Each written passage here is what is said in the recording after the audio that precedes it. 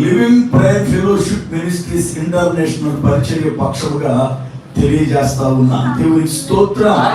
హల్లెలూయా. ఈ రాత్రి కూడి వచ్చిన దైవజనులైనటువంటి వారికి, వాక్యం వింటున్న మీ అందరికీ నా హృదయపూర్వకమైన వందనాలు. క్రిస్మస్ అనేది చాలా మంది ఏమనుకుంటారంటే క్రీస్తు పుట్టినరోజు అనుకుంటారు. క్రిస్మస్ అంటే క్రీస్తు పుట్టినరోజు కాదు, వాస్తవంగా క్రీస్తు ఆరాధన అని అర్థం. అంతే. క్రిస్మస్ అనేది రెండు పదాల కలయిక. క్రీస్టో అనేది గ్రీకు పదం, మాస్ అనేది లాటిన్ పదం. గ్రీకు పదం, లాటిన్ పదం రెండింటి కలయిక క్రిస్మస్. అంటే క్రీస్తుని ఆరాధించుట, క్రీస్తుని ఆరాధించుట. అయితే మన పితరుల దగ్గర నుండి మనకు వాడుకగా వచ్చింది కనుక క్రిస్మస్ అంటే క్రీస్తు పుట్టినరోజు అని మనం దీన్ని జరుపుకుంటూ ఉన్నాం. అయితే ఇప్పుడు నేను ఒక మాట అడుగుతా వినండి. ఎంతకీ క్రీస్తు వచ్చాడా, పుట్టాడా?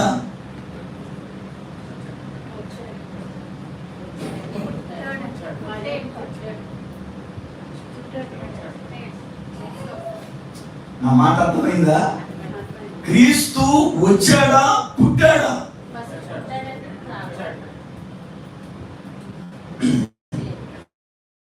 ఐదు ఆడపిల్లలు లేక ముక్కడు అంతే,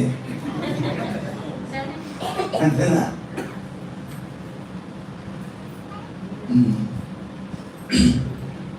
సరే, క్రీస్తు కన్యకు పుడతాడని ప్రవచనం ఉందా? స్త్రీకి పుడతాడని ప్రవచనం ఉందా? మరి కన్యకు పుడతాడని ప్రవచనం ఉంటే స్త్రీకి ఎందుకు పుట్టాడు ఆయన? ఏమి కావడం మాకు అంతే. క్రిస్మస్ లో కాస్త భూములు ఎత్తి తినేసిపోతాం, అందుకని మా బాధ. క్రీస్తు కన్యకు పుడతాడు అన్నది ప్రవచనం అయితే, కాలము పరిపూర్ణమైనప్పుడు దేవుడు తన కుమారుని పంపెను, ఆయన స్త్రీ యందు పుట్టి అని ఎందుకు పౌలు వాడాడు? కన్యకే పుట్టాలి కదా, స్త్రీకి పుట్టడం గల కారణం ఏంటి? ఆయన పుట్టినవాడైతే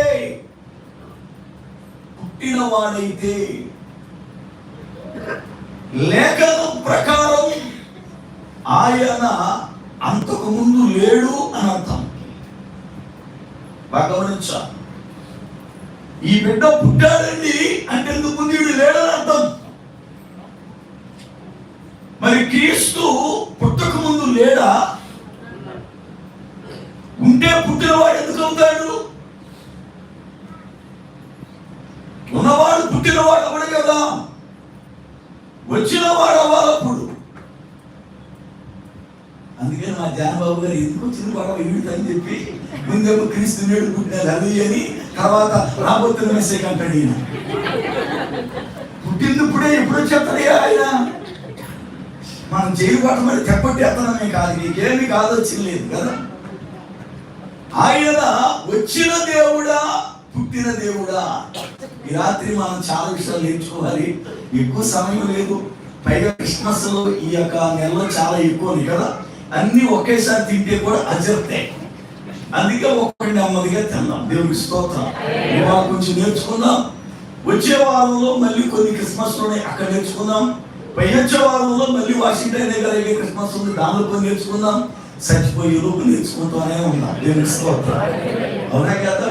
నేర్చుకోవాలమ్మా, మనం నేర్చుకుంటూనే ఉండాలి. దేవుని లేఖనములలో ఆయన ఏమై ఉన్నాడో ఈ రాత్రి కొంచెం క్లుప్తంగా ధ్యానం చేద్దాం. వాక్యం ఒక్కసారి చూడండి. యెషయా గ్రంథము 48వ అధ్యాయం 16వ వచనం. యెషయా గ్రంథము 48వ అధ్యాయము 16వ వచనం. అమ్మా, వాటి ఫుల్ స్టాప్లు కామాలు ఏమీ లేనట్టుంది కదా. ఉన్నాయంటారా కామాలు? ఏమైనా కొంచెం గ్యాప్ ఉన్నాయంటారా? మరి గ్యాప్ ఉంటే గ్యాప్ గా చదవాలా లేకపోతే ఎలా చదవాలా? వాక్యము చాలా చక్కగా చదవడం నేర్చుకోవాలి మీరు. ఎందుకంటే ఒకసారి క్రిస్మస్ లో సండే స్కూల్ పిల్లల్ని ఖండత వాక్యాలు చెప్పమన్నారు పాస్టర్ గారు.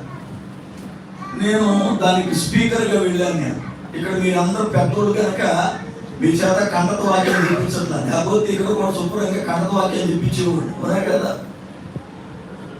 పిల్లలు ఖండత వాక్యాలు చెబుతున్నారు. వాళ్ళలో ఒకడు ధైర్యంగా బయట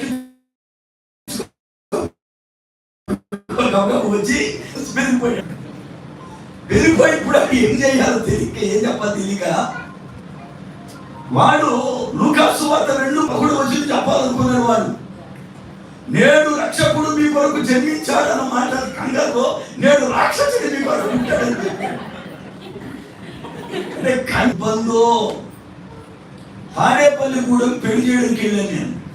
నేను మ్యారేజ్ ఇస్తాను. దేవుని మహాకృపను బట్టి ఒక 60 పెళ్లిళ్ళు చేశాను. నేను మ్యారేజ్ లో సామాన్యంగా వర్తమానానికి ఒక ఆయన స్పెషల్గా, నేను మ్యారేజ్ చేయడానికి వెళ్తే వర్తమానం కూడా మేనేజ్ చెప్పమనేవాడు. సరే అని చెప్పి వర్తమానం చెప్పడానికి వాక్యం చదవమన్న కుర్రోని. మ్యారేజ్ కదా, కుర్రోడంతా కంగారుగా ఎక్కడో ధ్యాస ఉంటుంది, ఎప్పుడు కాగెత్తాడో వెళ్ళిపోతూ ఉంటారు.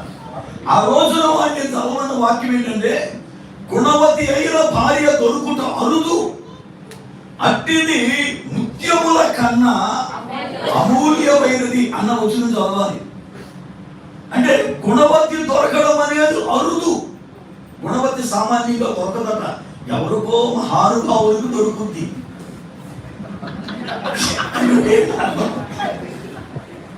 అవునా కదా? గుణవతి అందరికి దొరకదు, అందరికి దొరకదే కదా.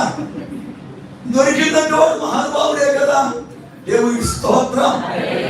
కనుక ఇప్పుడు వాడి కంగంలో ఏం చదివాడంటే, గుణవతైన భార్య దొరుకుతాడు అన్నమాట, గర్భవతైన భార్య దొరుకుతాడు చెప్పాడు. ఇప్పుడు నేను వాడిని ఏం అనకూడదు అంటే, పాస్టర్ గారు నన్ను విమర్శించాడని ఆడేమనుగుతాడు పెళ్లిలో. ఇప్పుడు నేను ప్రసంగం చేయాలా, ఆడు గర్భవతైన భార్య దొరకడం అర్థం చదివాడు. ఆయన ఏమనుకోకుండా, బాబు ఏం చదివాడో కానీ మంచి వాక్యం చదివాడు. నిజమే, గర్భవతైన భార్య దొరుకుతారుదే, అది ముత్యము కన్నా మంచిదని. అప్పుడు మళ్ళీ నా ప్రసంగ ధోరణి మార్చుకుని యోసేపులకు మరియమ్మ అలా దొరికిందని మొదలెట్టాను. ఏం చేస్తాం మరి ఆడే పడతారు తెల్లగా. అందుకని వాక్యం జరిగేటప్పుడు పోటీగా మరి మీరు సరిగ్గా రిఫరెన్స్ ఇవ్వకోకుండా కంగారుగా చదువు, చక్కగా తాపీగా. మందే క్రిస్మస్, ఏం కంగారు వద్దు. మిమ్మల్ని కరెక్ట్గా 10 గంటలలోపు వదిలిపెట్టేస్తాం, ఇబ్బంది ఏం పడద్దు. చాలా జాగ్రత్తగా వాక్యం విందాం. దేవుని స్తోత్రం. చదువుదాం. యెషయా గ్రంథం 48వ అధ్యాయం 16వ వచనం. ఆది నుండి నేను రహస్యముగా మాటలాడిన వాడను కాను. అదే చెప్పాను ఇందాక. ఇంకోసారి తప్పు చదివించడం మళ్ళీ క్రిస్మస్ లో బైబిల్ చదవండి. నేను ఎంత చెప్పింది ఉపద్ఘాతం మీరు మళ్ళీ చదువుతారన్నా. అది పుట్టినది మొదలుకొని, ఏం చెప్పండి, అది పుట్టినది అంటే ఏదో పుట్టిందంట, దాని గురించి మాట్లాడుతున్నాడు. అది పుట్టినది మొదలుకొని నేను అక్కడ ఉన్నవాడను. ఇప్పుడు జాగ్రత్తగా గమనించండి. ఈయన మాట్లాడుతుంటాడు, ఇప్పుడు ప్రభువకు యెహోవాయు ఆయన ఆత్మయు నన్ను పంపించాను. ఈ మాట చెబుతున్నది ఒక ఆయన. ఆయనను ప్రభువకు యెహోవాయు ఆయన ఆత్మ అంటే పరిశుద్ధాత్మ దేవుడును ఇద్దరు కలిసి పంపించారట. ఇద్దరు కలిసి పంపించారు. అంటే ఇప్పుడు యేసయ్య ఎవరు అంటే పంపబడిన వాడు. యేసు ఎవరు చెప్పండి? పంపబడిన వాడు. ఎవరు పంపారు? ఈయన్ని ఎవరు పంపారు? తండ్రి యగు దేవుడు, పరిశుద్ధాత్మ దేవుడు ఇద్దరు కలిసి నీ వెళ్ళు అని పంపించారు. ఇద్దరు కలిసి నీ వెళ్ళు అని పంపించారు. అందుకే వాక్యం చదువుతున్నప్పుడు చాలా కన్ఫ్యూజ్ ఉండదు నాకు. అంటే మీ అంత పెద్ద బుర్రేం కాదు, నాకు బైబిల్ చదువుతానికి పెద్ద జ్ఞానం 4 సార్లు తిరగేసి బాగా చదువుకుంటాను అర్థమయ్యే వరకు. మీరంటే ఒక్కసారి చూడగానే తప్పని పెట్టేస్తారు, ఎందుకంటే మీ స్కాలర్లో. అవునా కదా? నాకు అర్థమై సాగుంది ఏంటంటే, పరిశుద్ధాత్మ నీ మీదకి వచ్చినప్పుడు నువ్వు గర్భిణి అవుతావని మరియమ్మకు చెప్పాడు. పరిశుద్ధాత్మని ద్వారా మరియమ్మ గర్భిణి దాల్చింది. ఎవరి ద్వారా చెప్పాలి? ఇప్పుడు యేసు ప్రభుకి తండ్రి ఎవరు అవుతారు? అవునా కదా? కానీ మరియమ్మతో మాట్లాడుతూ గాబ్రియేలు దూత ఆయన సర్వోన్నతుని దేవుని కుమారుడు అనబడతాడు అన్నాడు. పుట్టింది పరిశుద్ధాత్మ దేవుని ద్వారా అయితే ఈయన కొడుకు అనబడ్డం ఆయన. ఎప్పుడైనా ఆలోచించిందో మీకు ఆ పదాలు? ఎప్పుడైనా అసలు ఆలోచించారా? పుట్టింది పరిశుద్ధాత్మ దేవునికి కదా, పరిశుద్ధాత్మ దేవుడు కమ్ముకుంటే కదా మరియమ్మకి ఆయన పుట్టాడు. ఇప్పుడు పరిశుద్ధాత్మ దేవుడు కుమారుడు అనాలి కదా. సరే, ఈయన బాప్తిస్మం పొంది పైకి వస్తున్నాడు యోర్దానులో నుండి. పరిశుద్ధాత్మ దేవుని వల్ల పుట్టాడుగా ఈయన. ఇప్పుడు పరిశుద్ధాత్మ దేవుడు నా కుమారుడు ఈయన అని చెప్పాలిగా. ఆయన పావుర శరీర ఆకారంలో వచ్చి మీద కూర్చున్నాడు ఈయనకి. ఈయన పరిశుద్ధాత్మ దేవుడు ఈయన పైకి వస్తే పైన తండ్రి దేవుడు కూర్చుని ఈయన నా ప్రియ కుమారుడు అంటాడు ఆయన. ఎంతకీ ఎవరి కొడుకు? యేసు ప్రభు ఎవరికి కుమారుడు? పరిశుద్ధ గ్రంథాన్ని మనం చదివేటప్పుడు చాలా జాగ్రత్తగా క్షుణ్ణంగా చదవడం నేర్చుకోవాలి. చాలా విషయాలు మనకు అద్భుతంగా అర్థమవుతాయి. ఆయన సాక్ష్యం ఇస్తూ నేను నాకుగా వచ్చిన వాడిని కాను, నాకని రానా, తండ్రి యొక్క దేవుడును అనగా ప్రభువు యెహోవాయు ఆయన ఆత్మయు నన్ను పంపారు. నేను ఒంటరిగా వేసుకుంటూ వచ్చినడు కాదు, ఇద్దరు వ్యక్తులు కలిసి నన్ను పంపించారు. నన్ను ప్రభువు యెహోవాయు ఆయన ఆత్మయు నన్ను పంపారు. నేను ఎవరిని అంటే పంపబడిన వాడను. నేను ఎవరిని? అపోస్తులుడు అంటే అర్థం పంపబడిన వాడు అని అర్థం. అంటే యేసు ప్రభు పరలోకము నుండి భూలోకానికి అపోస్తులునిగా, ప్రప్రథమైన అపోస్తులునిగా తండ్రి చేత పరిశుద్ధాత్మ దేవుని చేత పంపబడిన వాడు.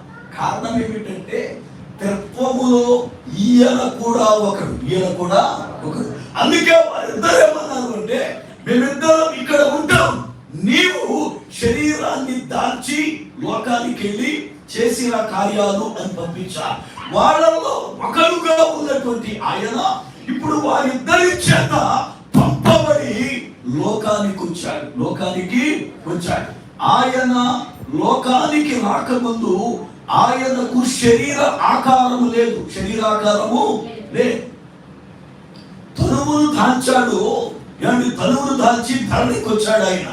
ఆయన శరీరం దాల్చక ముందు ఆయన ఎలా ఉండేవాడు అంటే శబ్దరూపుడు, అంటే వాక్కు రూపుడు. వాక్కు అంటే ఆయన మాటకు రూపం లేదు, శబ్దం తప్ప. యేసు ప్రభు లోకానికి రాకముందు శబ్దం వాక్కై ఉన్నాడు. వాక్కై ఉన్న ఆ దేవుడు రూపాన్ని దాల్చాడు.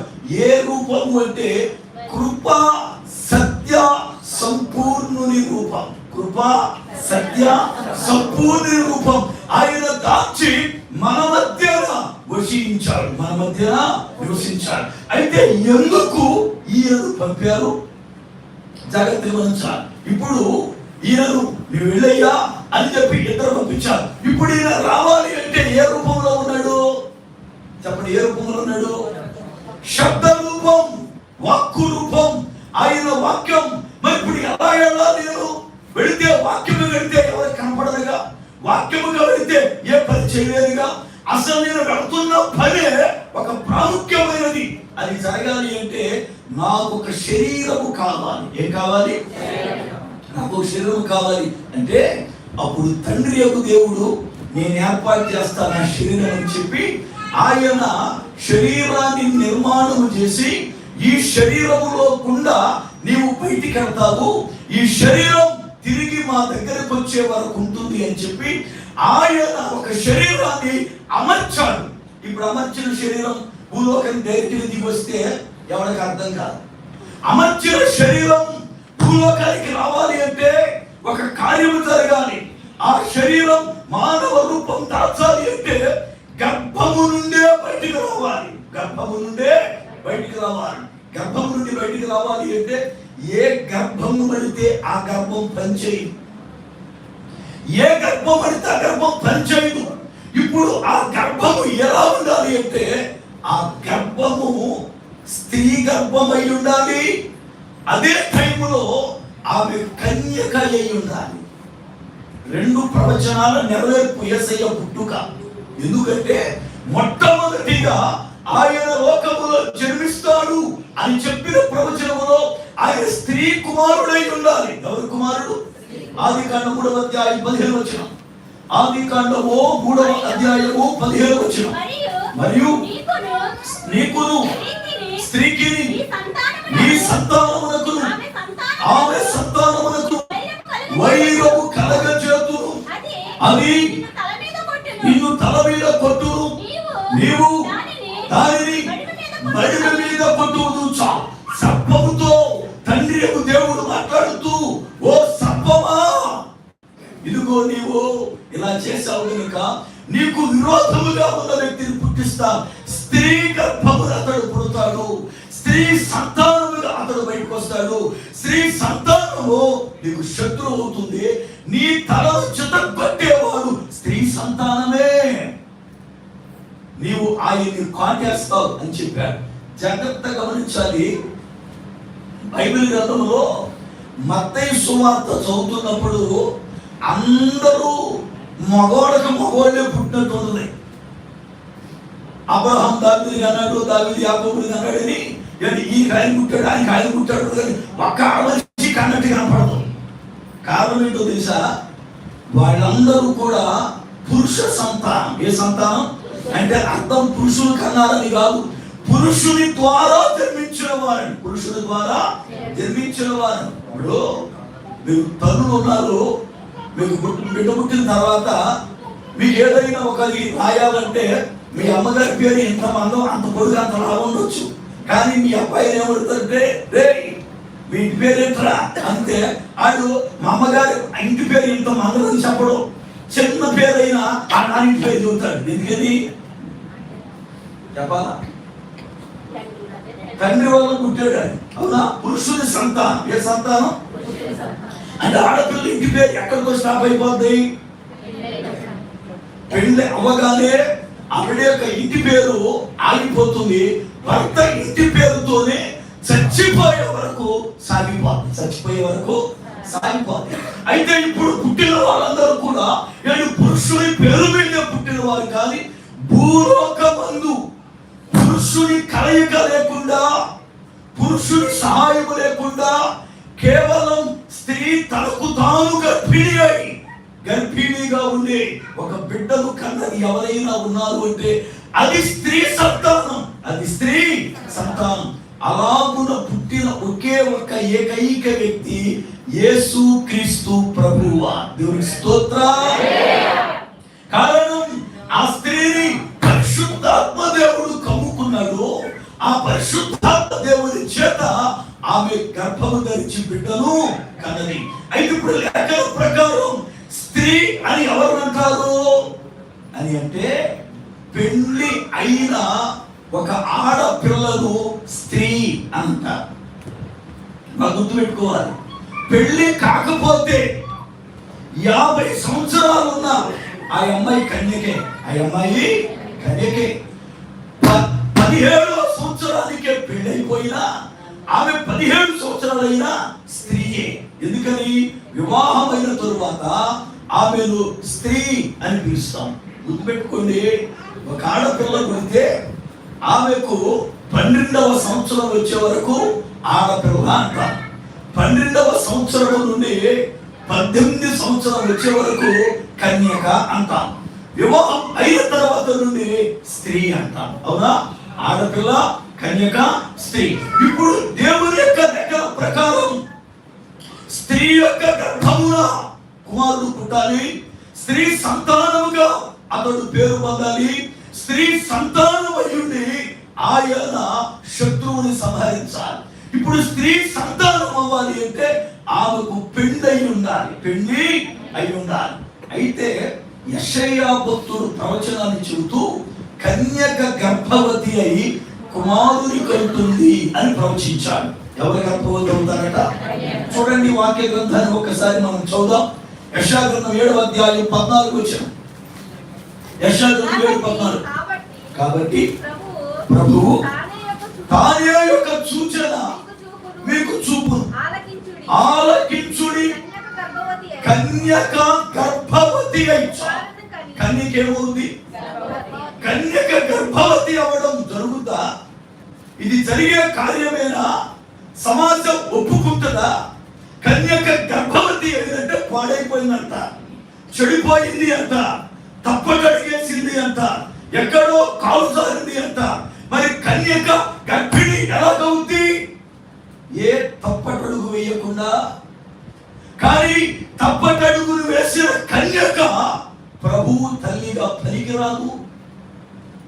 ఇప్పుడు ఆమె కన్యక అయి ఉండాలి, పవిత్రత కలిగినదై ఉండాలి, కన్యక అయి ఉండాలి, ఆమె గర్భం దాల్చాలి. ఇది ఎలా సంభవం? ఇది ఎలా సంభవం?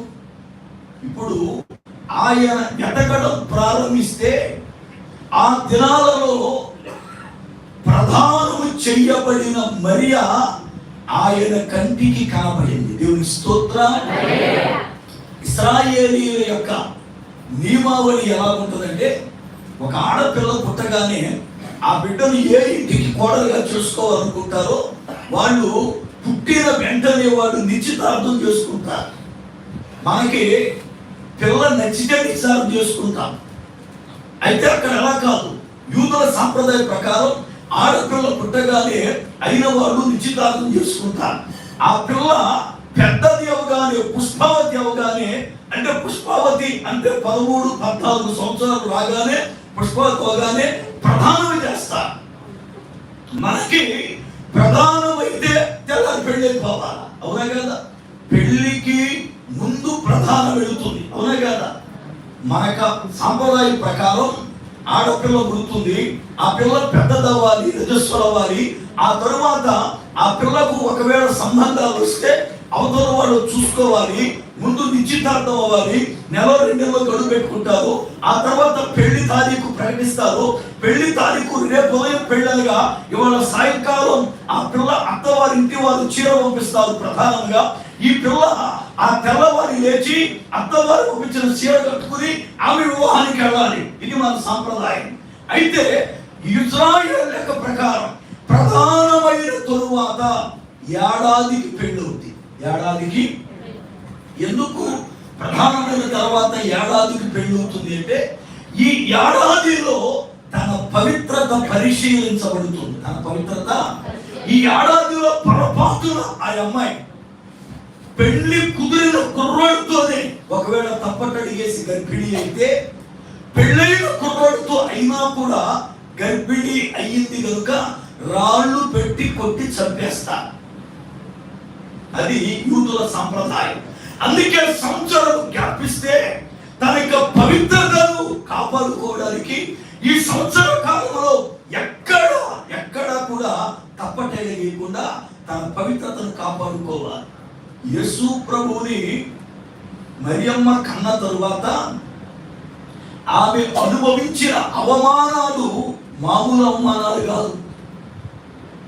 బైబిల్లో యేసు ప్రభువుని ఎగతాళి చేసిన మార్గం మనం చూస్తే, ఎవరైనా ఒక కుర్రోడు వెళ్తా ఉంటే ఆ కుర్రోడు చూసారా వీడు పలారు కొడుకు కదా అని అంటారు. కానీ యేసయ్య వెళ్తా ఉంటే ఇతడు మరిపు కొడుకు కదా అని అంటే అర్థం తెలుసా? ఇది పెళ్లి కాకుండా ఈయనకి అంద కదా. ఎన్ని అవమానాలు, ఎన్ని నిందలు, ఎంత దుఃఖాన్ని మింగిందో ఆ తల్లి చెప్పలేదు. యేసుక్రీస్తు ప్రభువుని గర్భాన దాల్చిన తరువాత ప్రదానం చేసుకున్న ఆయనే అనుమానం పడ్డాడు. పైగా నీతిమంతుడని రాయబడింది. అనుమానం పడ్డాడు. వారందరూ కూడా ఆమె ఎంత అవమానపరిచారు, కానీ దైవ చిత్తానికి తల వంచింది. ప్రధానమైనప్పుడు స్త్రీ అయింది, కానీ ఇంకా వివాహం కాలేదు కనుక కన్యకగా ఉన్న ఈ పీరియడ్లోనే యేసు ప్రభుని లోకానికి అందించింది. దేవునికి స్తోత్రం. అంటే ఆదికాండం 3:17 ప్రకారం స్త్రీ గర్భమున పుట్టాడు. గలతీ 4:4 ప్రకారం నెరవేర్పు. అదే టైంలో ఆమె కన్యక కనుక యెషయా 7:14 ప్రకారం కన్యక గర్భాన ఆయన జన్మించాడు. ఇప్పుడు ఆయన పంపబడ్డాడు. పంపబడిన వాడు వాక్కు గనక, వాక్కు లోకానికి రావాలంటే కుదరదనక తండ్రి దేవుడే శరీరాన్ని అమర్చి, శరీరాన్ని దాన్ని చూచి, శరీరాన్ని సిద్ధపరిచి కన్యక అయిన మరియ గర్భమందు శరీరాన్ని అమర్చి, ఈ శరీరంతో ఇక నువ్వు వెళ్ళు, రక్త మాంసాలు కలిగిన వాడిగా కన్యక గర్భ ద్వారము నుండి బయటకు రా, అప్పుడు నువ్వు పుట్టిన వాడవుతావు అని చెప్పాడు. దేవునికి స్తోత్రం. హెబ్రీ పత్రిక 10వ అధ్యాయం 5వ వచనం. హెబ్రీ పత్రిక 10వ అధ్యాయం 5వ వచనం. కాబట్టి ఆయన ఈ లోకమందు ప్రవేశించినప్పుడు ఇలాగు చెప్పుచున్నాడు, మా బలియు అర్పణయు నీవు కోరలేదు గాని నాకొక శరీరమును అమర్చితివి, పూర్ణ హోమములు పాప పరిహారార్థము నిమిత్తం నీకిష్టమైనవి కావు. అప్పుడు నేను గ్రంథపు చుట్టలో నన్ను గూర్చి రాయబడిన ప్రకారం దేవా నీ చిత్తము నెరవేర్చుటకు ఇదిగో నేను వచ్చి ఉన్నానని చెప్పారు. దేవుని స్తోత్రం. ఆయన ఎవరు అంటే వచ్చిన దేవుడు, పంపబడిన దేవుడు, పంపబడిన దేవుడు. అయితే పంపబడినప్పుడు ఆయన ఆత్మరూపుడు కనుక, ఆత్మరూపుడుగా మన మధ్యకు వస్తే మనకు కనబడడు కనుక, మనం ఆయన గమనించలేదు కనుక, మన వలే రక్త మాంసాలు కలిగినటువంటి శరీరాన్ని దాల్చి కన్యక గర్భమున ఆయన పుట్టాడు. అందుకే ఆయన ఎవరు అంటే వచ్చిన దేవుడు. దేవుని స్తోత్రం. అంటే రావడానికి పూర్వం ఆయన అక్కడ ఉన్నాడు, పూర్వం అక్కడ ఉన్నాడు. అక్కడ ఉన్నవాడు కనుకనే ఇక్కడికి వచ్చాడు, ఇక్కడికి వచ్చాడు. అందుకనే మళ్ళీ తిరిగి వెళ్ళగలిగాడు. దేవుని స్తోత్రం. మళ్ళీ తిరిగి వెళ్ళగలిగాడు. దేవుని యొక్క లెక్కల ప్రకారం ఇంతకు ఆయన ఎందుకు వచ్చాడు, ఇంతకు ఆయన ఎందుకు వచ్చాడు, 2-3 సంగతులు చెప్పి ముగిస్తాను నేను. ఏమండి, ఇంతకు ఆయన ఎందుకు వచ్చినట్లు, ఎందుకు తండ్రి యొక్క దేవుడు పరిశుద్ధాత్మ దేవుడు ఆయన్ని పంపారు, ఆయన రావడానికి గల కారణాలు ఏమిటి, ఆయన రావడానికి గల కారణాలు చూడండి. వాక్యం చదువుదాం. యోహాను రాసిన మొదటి పత్రిక, యోహాను రాసిన మొదటి పత్రిక 4వ అధ్యాయము 14వ వచనం. యోహాను రాసిన మొదటి పత్రిక 4:14. మరియు తండ్రి తన కుమారుని లోక రక్షకునిగా ఉండుటకు పంపి ఉండుట మేము చూచి సాక్ష్యమిచ్చుచున్నాము. దేవుని స్తోత్రం. అపోస్తలుడైన యోహాను ఆయన పిన్ని కుమారుడు సొంత. అపోస్తలుడు యోహాను ఎవరు అంటే మరియమ్మ గారి యొక్క చెలుకుడు, మరియమ్మ గారి యొక్క చెలుకొడుకు. ఇప్పుడు ఆయన మా అన్నయ్య అంటలే, తండ్రి యొక్క దేవుడు ఈయనను లోక రక్షకునిగా ఉండుటకు పంపి ఉండుట మేము చూచాము. ఏం చేశారట వాడు?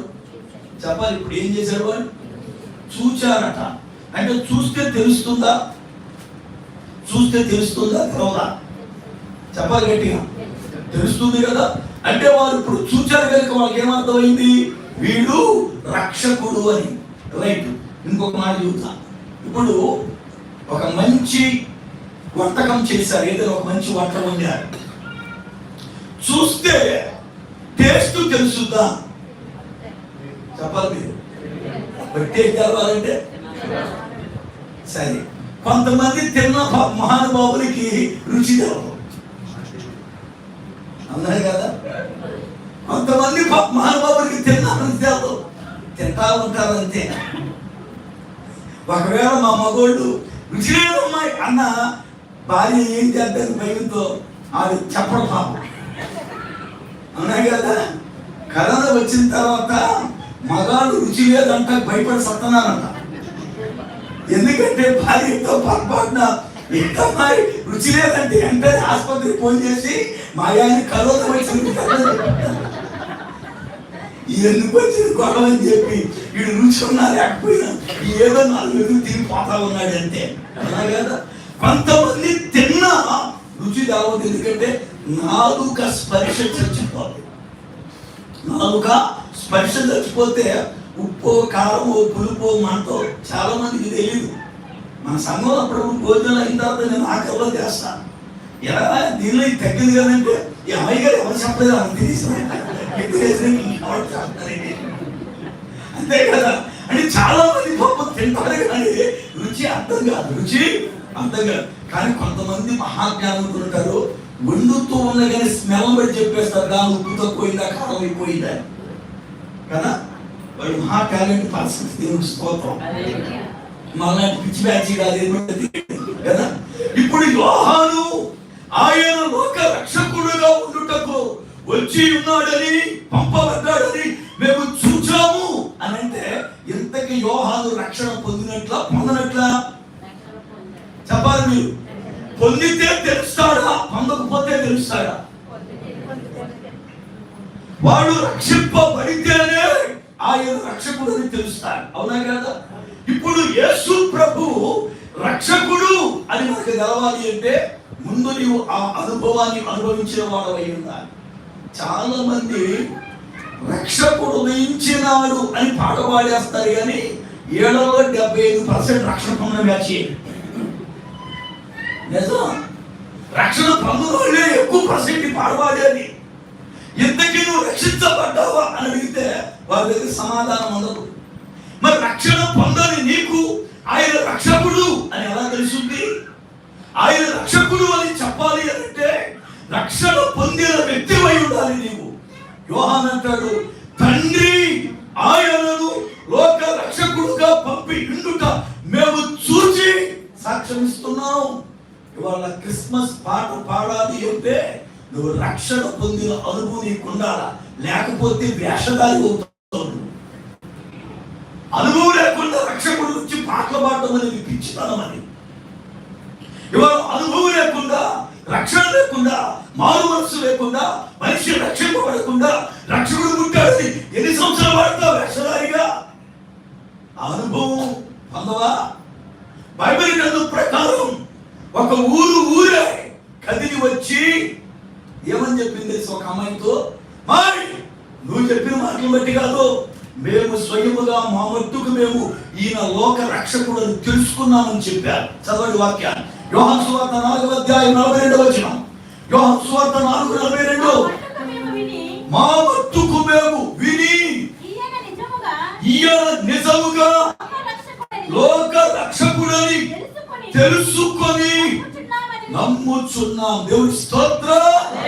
సమరయ స్త్రీ ఏమైనా వెళ్ళి నేను లోక రక్షకుడు తెలుసుకుని చెప్పింది. ఆడతో చెప్పాలి మీరు. ఏమైనా చెప్పిందా? మాట్లాడేది. ఒక పల్లెటూరులో ఒక ఫ్యామిలీ ఉంది. పాపం బాగా లేని ఫ్యామిలీ. ఏ రోజు పరిగెడితే ఆ రోజు డబ్బులు వాళ్ళకి, అదే పోషణ. వాళ్ళ కర్మగాలి ఒక రోజున 4 రోజులు వర్షం వచ్చేసింది, పని లేదు. వస్తూ భర్త అన్నాడు, బయటికి వెళ్తాను, వర్షం కాస్త తెలిసింది. ఎవరో ఒక యజమానుడు కనబడితే, అయ్యా రేపు పనికి వస్తానులే, ఒక 10 రూపాయలు ఇవ్వు, 4 రోజులు బట్టి ఇంట్లో వస్తుంటున్నాను, అడిగి వస్తాడు, నువ్వు లోపల ఎసరబెట్టడానికి రెడీ చేసుకోమన్నాడు. ఆయన పొద్దున వెళ్ళాడు, సాయంత్రం వరకు పాపం ఎవరూ కనపడలేదు. అడిగిన ఎవ్వరు ఇవ్వలేదు. చాలా నిరుత్సాహంతో ఇవాళ కూడా పాపం ఇంక వస్తే అనుకుంటూ వస్తా ఉన్నాడు. ఆయన ఇంటికి వచ్చి కూర్చుండిపోయాడు. ఇవాళ ఎవరు కనపడలేదు, అమ్మాయి ఎవరు ఇవ్వలేదు. ఈ పూట కూడా పస్తే అంటే ఏమంది, ఈ పూట మనం పస్తు ఉండక్కర్లేదులే, ఏదో కొంత ఆహారం సిద్ధపరిచాడంటే ఆయన ప్రాణం తెప్పరిల్లిపోయింది. ఎలా సిద్ధపరిచావు? ఏముంది అంటే మీరు బయటికి వెళ్ళిన తర్వాత ఇల్లన్నా కాస్త శుభ్రం చేద్దామని ఇల్లు దురుకుతా ఉన్నారు. ఎప్పుడో మనం బియ్యమారించినప్పుడు నూకలు 10 కొత్త మూలపడేసాము. ఆ మూట కనపడింది. నూకలు తీసి బాగు చేసి పిండిసిరి కుడుములు చుట్టారు. 3 కుడుములని అన్నారు. ఆ చుట్టే మనిషి అయినా 4 చుట్టుకోవాలి ఇద్దరు ఉన్నప్పుడు, లేదా 2 అన్న చుట్టుకోవాలా? అవునా కదా? 3 చుట్టి ఎవరి దెబ్బలా పెట్టుకుందాం అనుకుంటా మనిషి. ఏమంటే చుట్టారు, 2 అన్న చుట్టాలు, 4 అన్న చుట్టాలు, 3 చుట్టానంది. భర్తకు పైన వచ్చి 3 చుట్టాలు కనుక నేను మగవాళ్ళు కనుక నాకు 2 నీకు ఒకటి. ఈ అమ్మాయి వచ్చారి నువ్వు బయటికి వెళ్ళేదో తినో తాగొస్తావు, ఇంట్లో నాకు ఎవడెడతాడు?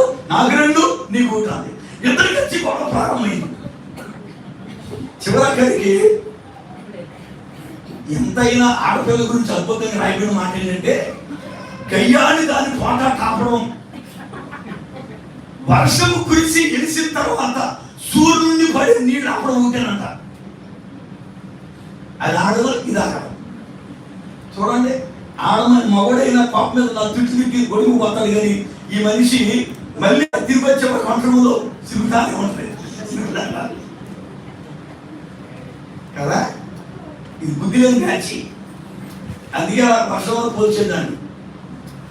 ఇద్దరు కలిసి అలా కాదు, ఓ పని చేద్దాం, ఓ పంది వేసుకుందాం, గెలిచిన 2 ఓడిపోయినాడు ఒకటి. 7 పందులు చెప్పాను.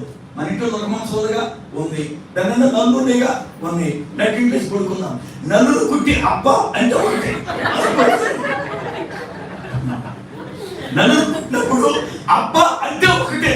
అనుకోకుండా ఓడిపడితే 2 పంది వేసుకున్నారు. ఇప్పుడు కూడా పక్కన పెట్టారు. నన్ను మనసు వేసుకున్నారు. ఆ అమ్మాయి ఎదిరికి అబ్బాయి ఎదిరికి పడుకున్నారు. ఎన్ని నన్ను కుట్టినా ఎవరు లెక్క. అబ్బా అంటే కుడుము పాకి, అబ్బా అంటే కుడుము పాకి. తెల్లారి 12 అయింది. ఎవరు పరుపులు తీరు పక్కింటి కుర్రలు టై ఆడుకుంటా ఇంట్లో ఎవరు ఎప్పుడు నా కొత్త సౌండ్ లేదు, ఎవరు ఉన్నారని చెప్పి కిటికీ ఓపెన్ చేస్తుంటే వీడి కిటికీలో చూశాను. మనసు మీద ఆ అమ్మాయి అటు ఈ అమ్మాయి ఇటు గట్టిగా పట్టుకుని బెల్టిస్పోయి పడుకుంటే ఈ బయటికి వెళ్ళి ఇంట్లో చచ్చిపోయిన పుకారు. ఆ ఇంట్లో సంతకాలు తెచ్చారు, బెల్టిస్పోయి పడుకున్నారని మా ఊళ్ళో కుర్రోళ్ళు అందరూ వచ్చి తలుపులు బాగొట్టారు. తలుపు కొడుతుంటే ఎవడో తలుపు కొడతారు అంటలా అంటే కుటుంబాన్ని భయమైంది. పాపం ఇద్దరు సత్యాలనుకున్నారు, తీసుకొచ్చి బయట పడుకోబెట్టారు. అప్పుడు మాట్లాడారు. బంధువులు వచ్చి ఏడ్చారు, అప్పుడు ఇద్దరు తీసుకెళ్ళి గొయ్యి తీసి సమాధి పెట్లు పెట్టి గొడ్డని పెట్టి అక్కడ వచ్చి నువ్వు ఎవరి ముందు ఎట్టాలా, ఎవరి ముందు ఎట్టాలా. ఎవడు అన్నాడు, ఎంతైనా ముందు ఆదాముని దేవుడు చేశాడుగా, మగోడిని ఎట్టేస్తావా అన్నాడు. ఇంకోటి మగోడిని చేశాడు కానీ దేవుడు బలహీనుడే, ఆడ మనుషులు పెట్టేయాలా అన్నాడు. సరే, ఇంటికి తచ్చిమొచ్చి పడుతున్నారు. మొత్తానికి ఆస్పత్రి మగోడిని పెట్టాలనుకుని డిసైడ్ అయిపోయి దింపేశాక బాయ్ ఇక చూసుకోండి, పెట్టలేదని రెడీగా ఉండండి అని ఇక చూసుకోండి అది మూత పెట్టారు. అప్పుడు బతికే ఉన్నాను బయటకు ఆడు సమాధానం బయలుదేరితే పైన పెట్టాను. చూడు మనిషి, ఇదిగా నీకు ఒకటే అంటే శ్మశానంలోకి కుడుములు కూడా దేవుడికి స్తోత్రం. నీ వాతావరణం ఉంటే ఇంటికాడ ఎవరితోనే 10 వేసామని అనిపిస్తుంది నాకు. మీరు 10 వేసిన బ్యాచ్లో ఉన్నారు. దేవుడికి స్తోత్రం. హల్లెలూయా. జాగ్రత్త కింద సమరయ స్త్రీ రక్షకుడు ఇదిగో నాకు కనపడ్డాడు, మీరు రండి, ఇది రక్షకుడు అని చెప్పిందా? ఏం చెప్పలా? ఆమెమని తెలుసా? నేను చేసినవన్నీ నాతో చెప్పిన వాడు మెస్సయ్య కాడా, క్రీస్తు కాడా, రండి మీరు చూడండి. వాళ్ళు వచ్చారు. ఆయన మాటలు విన్నప్పుడట వాళ్ళకి ఏమర్థమైందంటే ఈయన నిజముగా రక్షకుడే, నిజముగా రక్షకుడే, ప్రజలను వారి పాపముల నుండి రక్షించడానికి వచ్చిన వాడే, ఈయన నిజముగా రక్షకుడే. వాళ్ళు అంటున్నారు, అమ్మా నిన్ను బట్టి కాదు, మా మట్టుకు మేము విని ఈయన నిజముగా రక్షకుడని నమ్ముచున్నాం. ఈ రోజున యేసయ్య ఎందుకు పంపబడ్డాడు అంటే లోకానికి రక్షకునిగా ఉండడానికి. అయితే ఆ రక్షకుని నువ్వు పొందుకున్నావా? సమరయ గ్రామమంతా ఆయన్ని తెలుసుకున్నారు రక్షకుడు అని. ఈ రోజున పులారా నీ కుటుంబం అంతా ఆయన రక్షకుడు అని తెలుసుకున్నారా? నీ యొక్క స్నేహితులందరూ ఆయన రక్షకుడు అని తెలుసుకున్నారా? సంఘమంతా ఆయన రక్షకుడు అని తెలుసుకున్నారా? ఈ రోజున చాలా మంది రక్షకుడు గురించినాడు కీర్తన పాడుతున్నారు, కానీ ఆ రక్షకుడిని గురించినటువంటి అనుభవాలు లేవు. నెంబర్ 1, ఆయన ఎందుకు వచ్చాడు అంటే రక్షకుడుగా. అందుకే యోసేపుతో గాబ్రియేలు దూత చెప్పేటప్పుడు తన ప్రజలను వారి పాపముల నుండి ఆయనే రక్షించు. దేవుని స్తోత్రం. దేవుని యొక్క లేఖనమును బట్టి ఆయన ఎందుకు పంపబడ్డాడు అంటే నంబర్ 1, ఆయన రక్షకునిగా ఉండడానికి, ప్రజలను తన పాపముల నుండి రక్షించడానికి, తన పాపముల నుండి వారిని రక్షించి నిత్య జీవానికి వారిని నడిపించడానికి. నంబర్ 2, ఆయన ఎందుకు పంపబడ్డాడు చూడండి. గలతీ పత్రిక 4వ అధ్యాయం 4వ వచనం. గలతీ పత్రిక 4వ అధ్యాయం 4వ వచనం. అయితే కాలం పరిపూర్ణమైనప్పుడు దేవుడు తన కుమారుని పంపారు. ఆయన స్త్రీ అందు పుట్టి మనము దత్తపుత్రులకు కావాలని ధర్మశాస్త్రమునకు లోబడి ఉన్న వారిని విమోచించుటకై ధర్మశాస్త్రమునకు లోబడిన వాడు ఆయన. దేవుని స్తోత్రం.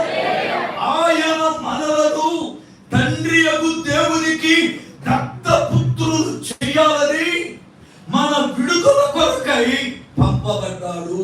మన విడుదల కొరకై మనము దత్తపుత్రులం అవ్వాలి అంటే మనము పాపానికి దాసులమయ్యాం, పాప బంధకాలలో బంధించబడ్డాం.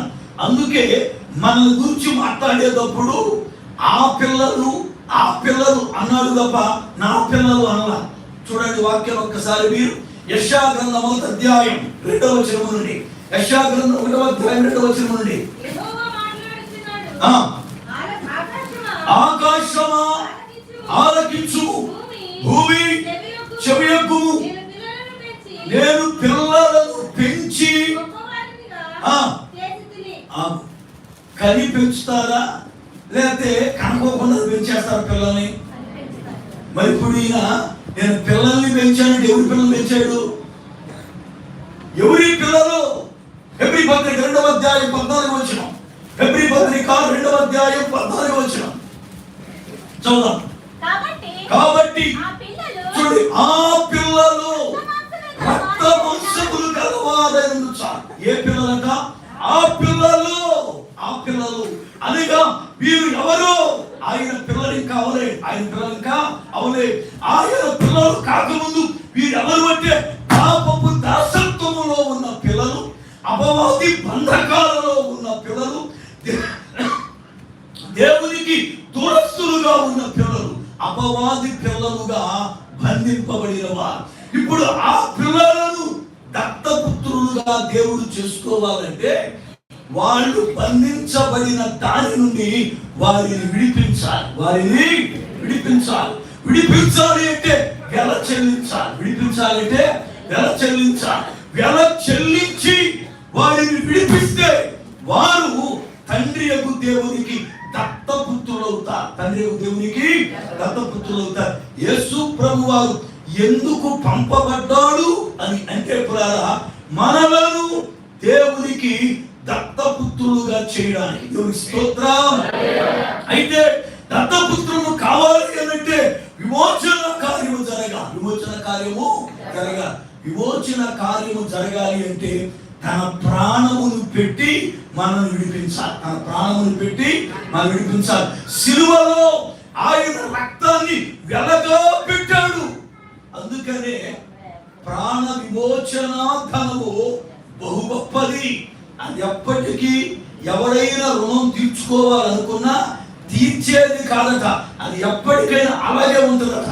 కీర్తన గ్రంథం 49వ కీర్తన 9వ చరణం. కీర్తన గ్రంథం 49:9. చూడండి, వారి ప్రాణ విమోచన ధనము బహు గొప్పది, అది ఎన్నటికీ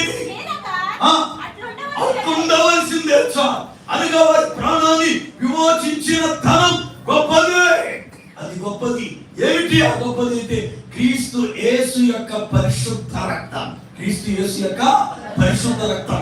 ఆ రక్తము చేత మనలను ఆయన విడిపించారు. రక్తం చేత మనల్ని విడిపించాడు. ఎఫెసీ పత్రిక 1:6-7 ఎఫెసీ పత్రిక 1:7 దేవుని కృపా మహేశ్వరుడు చొప్పున ఆ ప్రియుని యందు ఆయన రక్తము వలన మనకు విమోచనము అనగా మన అపరాధములకు క్షమాపణ. దేవుని యొక్క లెక్కలో ఒక మనిషి పాపానికి విడుదల అంటే పాప క్షమాపణ. అది ఎలా కలిగింది అంటే క్రీస్తు యేసు కార్చిన రక్తము ద్వారా. ఆ రక్తాన్ని ఆయన ఇచ్చి, రక్తమనే ధనాన్ని ఆయన ఇచ్చి మనలను విడిపిస్తే మనం ఏమయ్యామంటే తండ్రి యొక్క దేవునికి దత్తపుత్రులమయ్యాం. దేవుని స్తోత్రం. ఆయన ఎందుకు పంపబడ్డాడు అంటే మనల్ని దత్తపుత్రులు చేయడానికి. దత్తపుత్రులమయ్యాను కనుకనే ఇప్పుడు అబ్బా తండ్రి అని మర్ర పెట్టగలిగిన హక్కు మనకుంది. లేకపోతే అబ్బా తండ్రి అంతకు మనకు హక్కు లేదు. అబ్బా తండ్రి అంటే మనకు హక్కు లేదు. అబ్బా తండ్రి అనే హక్కు మనకు వచ్చింది అంటే మనం ఆయనకు పుత్రులమయ్యాం, ఆయనకు దత్తపుత్రులమయ్యాం. ఎలా అయ్యాం దత్తపుత్రులు తెలుసా? ఆయన పంపబడ్డాడు కనుక. ఆయన పంపబడ్డాడు కనుక. ఈ రోజున పులారా యేసు ప్రభువారు ఎందుకు వచ్చాడు లోకానికి అంటే నిన్ను తండ్రి యొక్క దేవునికి కుమారునిగా చేయడానికి. నిన్ను తండ్రి యొక్క దేవునికి కుమారుని, నిన్ను వారసునిగా చేయడానికి ఆయన లోకానికి పంపబడ్డాడు. మూడో మాట చెప్పి ముగిస్తారు వాక్యాన్ని. మూడవది ఆయన ఎందుకు వచ్చాడు లోకానికి. మార్కు సువార్త 1:38 మార్కు సువార్త 1:38 ఆయన ఇతర సమీప గ్రామములకు నేను ప్రకటించున్నట్లు వెళ్ళుదము రండి. ఇందు నిమిత్తమే కదా నేను బయలుదేరి వచ్చి తీరనేను. దేవుని స్తోత్రం. ఆయన ఎందుకు వచ్చాడు, ఎందుకు పంపబడ్డాడు అంటే సువార్త ప్రకటించడానికి. ఏం ప్రకటించడానికి? యెషయా గ్రంథం 61:1 నుండి.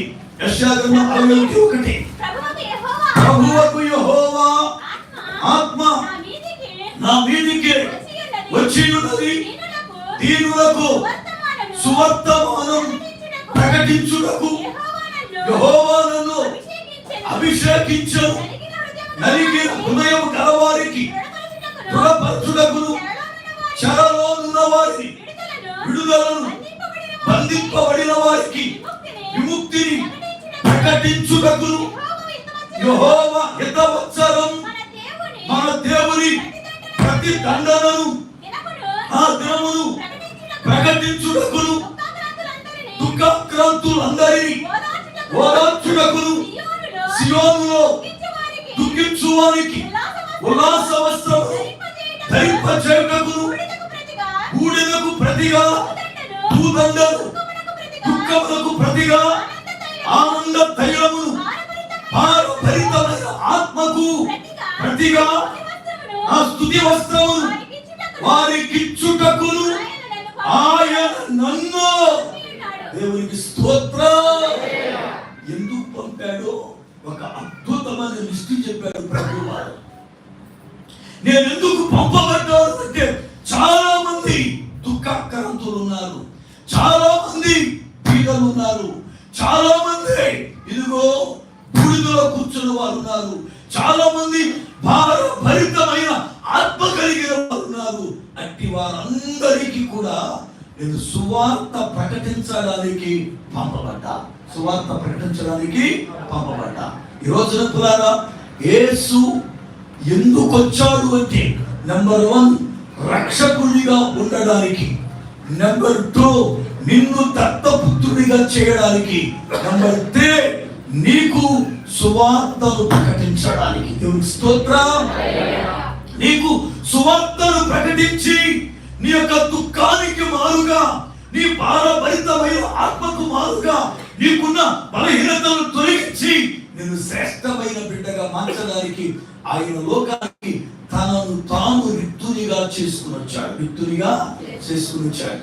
యేసు ప్రభు వారు లోకానికి రావడం అంటే సామాన్యమైన విషయం కాదు. ఎందుకంటే మహామహిమను విడిచి, దూతల యొక్క స్తుతి యాగాలను విడిచి, ఆయన తన మహిమను విడిచి రిక్తుడై మన కొరకు మన పోలికలో ఆయన వచ్చాడు. అంటే ఆయన యొక్క జననములో ఎంత తగ్గింపు ఉందో, ఆయన యొక్క పిల్లల పుట్టుకలో ఎంత పిల్లల ఏమండి విధేయత ఉందో ఆలోచించాడు. ఎందుకంటే దేవుని పిల్లలుగా ఆయనతో తండ్రితో సమానుడైన దేవుడు, పరిశుద్ధాత్మ దేవుడితో సమానుడైన దేవుడు, అంత సమానుడైన దేవుడు మానవాళి రక్షణ కొరకై, వాళ్ళ యొక్క ఆశీర్వాదము కొరకై తనను తాను రిక్తునిగా చేసుకుని ఆయన లోకానికి పంపబడ్డాడు.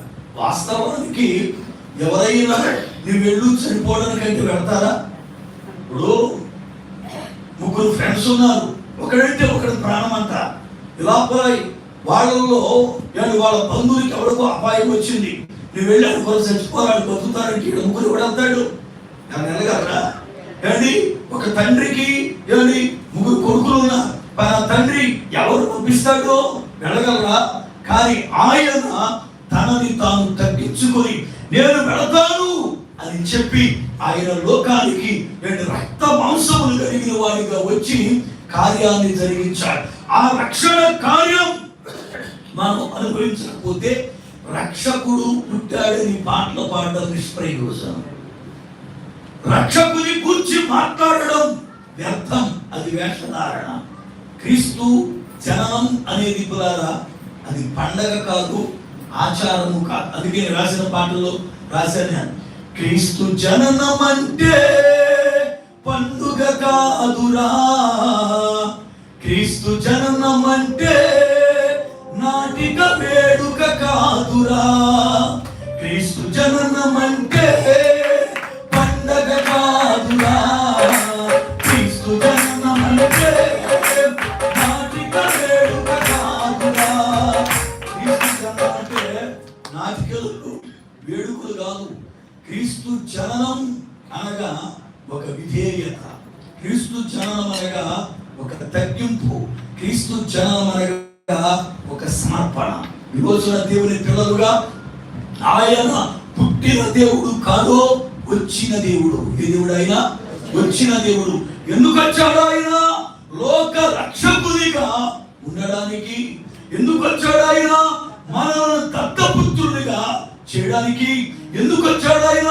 సువార్తను ప్రకటించడానికి. సువార్తను ప్రకటించడానికి. అయితే దేవుని పిల్లలుగా మనం ప్రభు పాదాల యొద్దకు ఎందుకు వచ్చామో మనం పరిశీలన చేసుకుని చిన్న ప్రార్థన చేసుకుందాం. ప్రార్థన. ఆశ్చర్యకరుడమైన మా పరమ తండ్రి, మీకు వందనాలు స్తోత్రాలు చెల్లిస్తా ఉన్నాను. మీ మహాకరికరమును బట్టి ఈ రాత్రి కాలం వేళ మీ లేఖనముల ద్వారా మాతో మాట్లాడినందుకై స్తోత్ర. మీరు ఆయన లోకములోనికి ఎలాగూ వచ్చారో మీ జననాన్ని గుర్చిన శ్రేష్టమైన సంగతులు మాకు బోధించినందుకై స్తోత్రం. పెట్టబడిన వాక్యం మీరు గట్టి ఫలింపుదై చేయండి. ఇంకా మాలో రక్షణ పొందని బిడ్డలు రక్షింపబడినట్లుగా మీ గొప్ప కార్యాలు జరిగించండి. జరగో కార్యక్రమాన్ని చక్కగా పరిస్థితులుగా కృప చుట్టూ నడిపించమని యేసు నామమున ప్రార్థిస్తున్నారు పరమ తండ్రి. ఆమేన్. దేవునికి స్తోత్రం.